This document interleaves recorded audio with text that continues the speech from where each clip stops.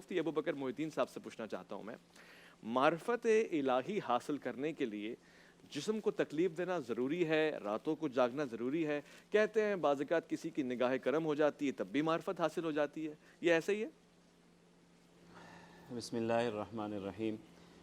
معرفت الہی کا خوبصورت تعارف شاہ صاحب نے پیش کیا، جی اور وہاں آپ کو انہوں نے بتایا کہ معرفت کا جو راستہ ہے وہ عبادت سے بھی ہو کے گزرتا ہے اور غور و فکر سے بھی ہو کے جی گزرتا ہے۔ تو عبادت جسم کی تکلیف اسی وقت تک ہے جب معرفت کی پہلی سیڑھی بھی آپ نے نہیں چڑھی، اور جب پہلی سیڑھی ہی چڑھ لی آپ نے تو پھر جس درجہ آپ کی عبادت ہوتی ہے وہ تکلیف نہیں رہتی، وہ زندگی کا سب سے بڑی راحت ہو جاتی ہے۔ واہ واہ واہ، اسی لیے تو اللہ کے رسول صلی اللہ علیہ وسلم نے فرمایا کہ نماز میری آنکھوں کی ٹھنڈک ہے۔ اللہ تو عبادت اسی کے لیے تکلیف ہے جس نے یہ سفر شروع ہی نہیں کیا یا اس سفر کے لیے غور و فکر ہی نہیں کیا۔ تو عبادت تو اللہ تبارک و تعالیٰ کی بہت بڑی رحمت ہے انسان کے لیے کہ اس کی معراج ہے یہ۔ وہ کیسے تکلیف ہو سکتی ہے؟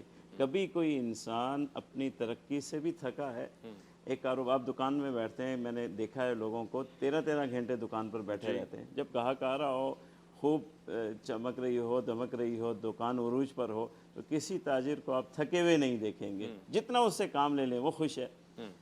اور اسی طرح عبادت ہے، جو انسان عرفان میں پڑ جاتا ہے، جب وہ اپنے رب کو پہچان لیتا ہے صحیح، اور جتنا اس کا سفر اپنے اس معرفت اور عرفان کے راستے میں بڑھتا رہتا ہے، عبادت بڑھائے بغیر وہ رہ ہی نہیں سکتا۔ رہ ہی نہیں سکتا۔ یہ ہم جو عبادت سے دور ہیں یا گناہوں میں پڑے ہوئے ہیں، وہ ایک اسی وجہ سے کہ اپنے رب کو ہم نے پہچانا ہی نہیں ہے، معرفت کی کوئی سیڑھی ہم چڑھے ہی نہیں ہیں۔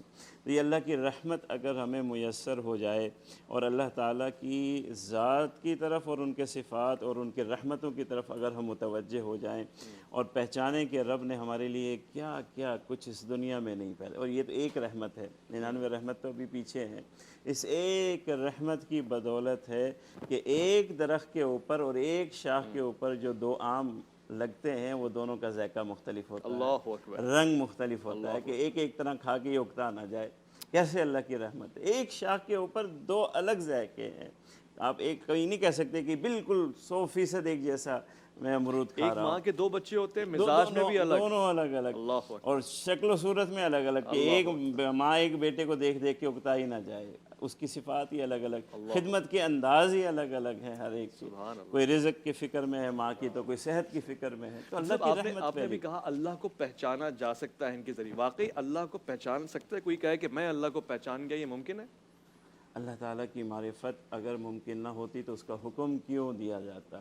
اللہ تو کہہ رہے ہیں کہ غور کرو، آسمان پر غور کرو، زمین پر غور کرو، پہاڑوں پر غور کرو، چرند پرند یہ انعام پر غور کرو، یہ مواشی، کون سی ایسی چیز ہے مخلوق کی کہ اگر آپ کو اللہ کی رحمت مل جائے، دروازے کھل جائیں تو آپ اس سے معرفت کا راستہ شروع کر سکتے ہیں؟ کوئی چیز ایسی نہیں ہے جو اللہ کی معرفت کی رہنما نہ ہو اس کائنات میں۔ بس اللہ تعالیٰ کی رحمت ہمیں ملنی چاہیے اور وہ دروازہ اور وہ راستہ ہونا چاہیے۔